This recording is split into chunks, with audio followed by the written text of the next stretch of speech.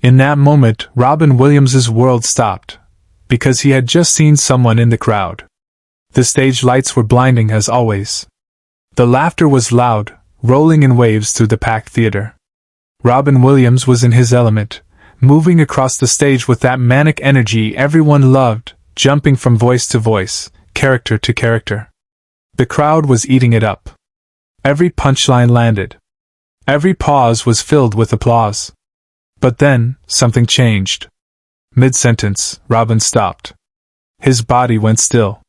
The smile faded from his face. His eyes locked onto someone in the fifth row. The audience, sensing the shift, fell silent. Confused whispers spread through the room. Was this part of the act? Was he okay? Robin stood frozen, staring at a face he hadn't seen in 23 years. But to understand why that moment shattered him, we have to go back to where it all began. If you want to know what happened next and why this moment changed Robin Williams forever, subscribe now, because the most powerful part of his story is still ahead. It was 1971. Robin Williams was 20 years old, broke, and performing at a tiny comedy club in San Francisco called the Holy City Zoo. The stage was barely big enough for 2 people. The crowd was small, maybe 30 people on a good night. Robin wasn't famous yet. He wasn't even known. He was just another kid trying to make people laugh.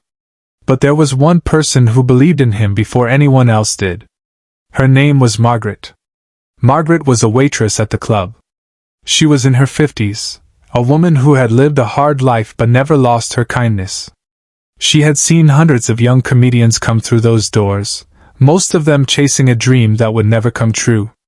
But when she saw Robin perform for the first time, something told her he was different. After his first set, she walked up to him with a cup of coffee and a warm smile. "You're going to be something special, kid," she said. "I don't know how I know, but I do." Robin laughed it off.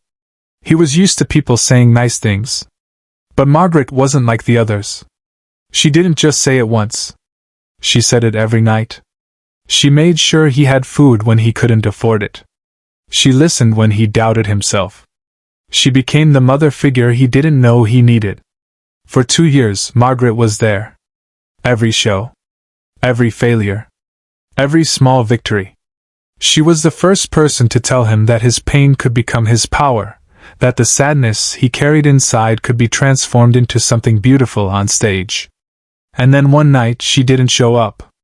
Robin asked the manager where she was. The manager looked uncomfortable. "She's sick, kid. Real sick.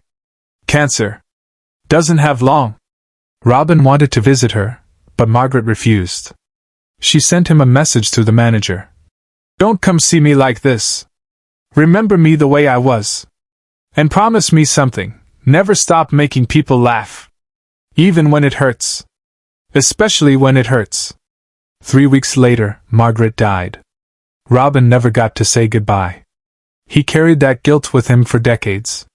Every time he stepped on stage, he thought of her. Every time he made someone laugh, he wondered if she was watching.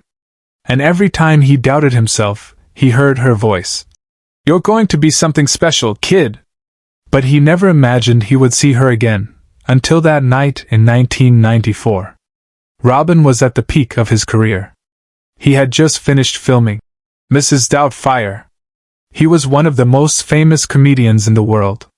The sold-out theater in Los Angeles held over 2,000 people. This wasn't a small club anymore. This was the big stage. The one Margaret had always told him he'd reach. He was in the middle of a bit about parenting, improvising wildly, when his eyes swept across the audience. And that's when he saw her. 5th row. Center seat.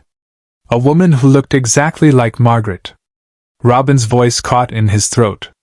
He stopped mid-sentence. The laughter died down. The crowd waited, unsure of what was happening. He squinted through the stage lights, trying to see more clearly. The woman was older now, but the resemblance was impossible to ignore. The same kind eyes. The same gentle smile. But it couldn't be her. Margaret had died 23 years ago. Robin's hands started to tremble. He gripped the microphone stand to steady himself. The silence in the theater was deafening. "I'm sorry," Robin said, his voice quiet now, nothing like the manic energy from seconds before. I thought I saw someone." The audience shifted uncomfortably. This wasn't the Robin Williams they came to see. This wasn't the comedy they paid for. But Robin couldn't move. He was trapped in that moment, suspended between the present and a past he thought he buried. And then the woman smiled at him. Not a big smile. Just a small, knowing one. The kind of smile that said, "It's okay. I see you." Robin felt his chest tighten.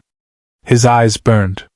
He took a deep breath and stepped away from the microphone. The stage manager, watching from the wings, started to panic. Was he walking off? Was the show over? But Robin didn't leave. Instead, he sat down on the edge of the stage, his legs dangling over the side. He looked out at the audience, his face no longer that of a performer but of a man stripped bare. "I need to tell you something," he said softly. "This isn't part of the act. This is real." The audience leaned in. Whatever was about to happen, they knew it was going to be something they'd never forget. Robin took another breath. "A long time ago, before any of this," he gestured around the Grand Theater, "I was nobody. I was performing in a tiny club in San Francisco, trying to figure out if I even belonged on a stage. And there was this woman, her name was Margaret. She was a waitress. She didn't have much. But she gave me everything I needed. She believed in me when I didn't believe in myself." His voice cracked. "She told me I'd be something special. And I laughed because I didn't think it was possible. But she kept saying it. Every night. And then one day, she was gone. Cancer took her before I could thank her. Before I could tell her she was right." The theater was silent. You could hear the hum of the stage lights. Robin looked back at the woman in the fifth row. "And just now, I saw someone who looked exactly like her. And for a second I thought maybe she came back. Just to see if I kept my promise." The woman in the fifth row was crying now. So was half the audience. Robin wiped his eyes and let out a small, broken laugh. "I'm sorry. I don't usually do this. Comedy's supposed to be the escape, right? But sometimes the past just shows up. And you can't ignore it." He stood up slowly, walked back to the microphone, and looked directly at the woman. "Whoever you are, thank you. Thank you for reminding me why I do this. Not for the money. Not for the fame. But because someone once told me that my pain could become something beautiful. And I promised her I'd never stop." The audience erupted. Not in laughter but in applause. A standing ovation that lasted nearly 2 minutes. People were wiping their eyes, holding each other. This wasn't a comedy show anymore. It was something else. Something sacred. But the story didn't end there. After the show, Robin went backstage still shaken. His manager was waiting for him, along with someone else. The woman from the fifth row. "Robin," his manager said gently. "She asked to see you." Robin turned, and up close, he could see she wasn't Margaret. Of course she wasn't. But there was something familiar about her. The woman stepped forward, her hands trembling slightly. "Mr. Williams, I'm sorry for what happened out there. I didn't mean to upset you." No, Robin said quickly. "You didn't upset me. You reminded me of someone." The woman smiled softly. "I know. Margaret was my mother." Robin's breath caught. "What?" "My mother," the woman repeated. "Margaret Sullivan. She worked at the Holy City Zoo in the early 70s.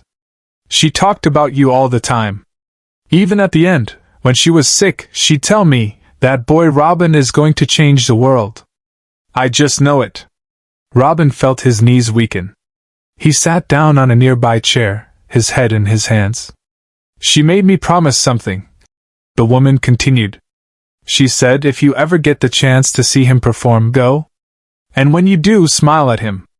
Let him know I kept my promise too." "What promise?" Robin asked, his voice barely a whisper. She promised she'd always be watching, even when she couldn't be there. Robin looked up at her, tears streaming down his face. I never got to say goodbye. I know, the woman said. But she didn't need you to. She already knew. They sat together for a long time, talking about Margaret, about the old days, about how one small act of kindness can ripple through a lifetime. Robin learned that Margaret had kept a scrapbook of every article written about him, every show he'd done. She had followed his career until the very end. Before the woman left, she handed Robin something. A small, folded piece of paper. She wanted you to have this. She wrote it the day before she died.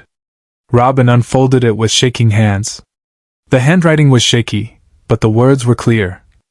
Robin, if you're reading this, it means you made it. I always knew you would.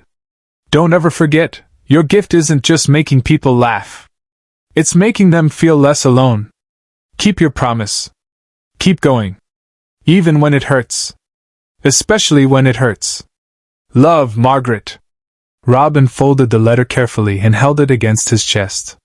For the first time in 23 years, he felt like he could finally breathe. He looked at Margaret's daughter with gratitude in his eyes. Can I ask you something? What was she like at the end? Was she at peace? The woman nodded slowly. She was. Because of you. She'd watch your appearances on late-night shows, record them on VHS tapes, watch them over and over. When the pain got too much, when the treatments weren't working, she'd put on one of your routines. And for those few minutes she'd forget. She'd laugh like she used to. You gave her that gift, Robin.